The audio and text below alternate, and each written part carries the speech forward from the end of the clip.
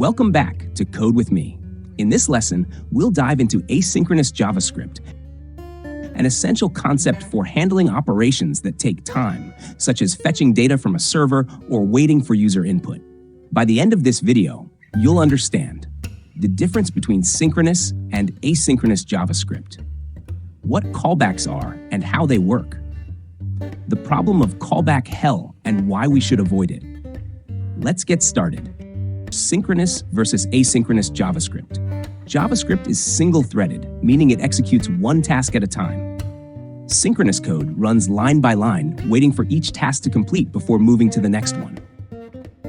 Console.log task 1, console.log task 2, console.log task 3. The output will always be task 1, task 2, task 3. Now let's introduce an asynchronous operation using setTimeout. Console.log task 1 set timeout equals console.log task 2 delayed 2000 console.log task 3. Even though setTimeout is written before task 3, the JavaScript engine does not wait for it to finish. Instead, it moves on to the next line and prints task 3 off, while task 2 delayed appears after 2 seconds. This is the core idea of asynchronous JavaScript. It allows certain operations to happen in the background without blocking the rest of the code. Callbacks, handling asynchronous code.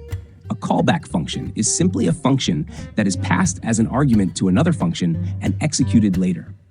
Example, using callbacks in asynchronous code. Function fetchData callback, console.log fetching data, setTimeout equal callback data received 3000. Function processData data, console.log data, fetch data, process data. Here's what happens. 1. Fetching data is printed immediately. 2. setTimeout waits for 3 seconds before executing the callback function. 3. Once the time is up, data received is printed. Callback hell and its problems. When working with multiple asynchronous operations, callbacks can get deeply nested, making the code hard to read and maintain. This is called callback hell. Function step 1 callback. setTimeout equals console.log step 1 completed, callback 1000. Function step 2 callback.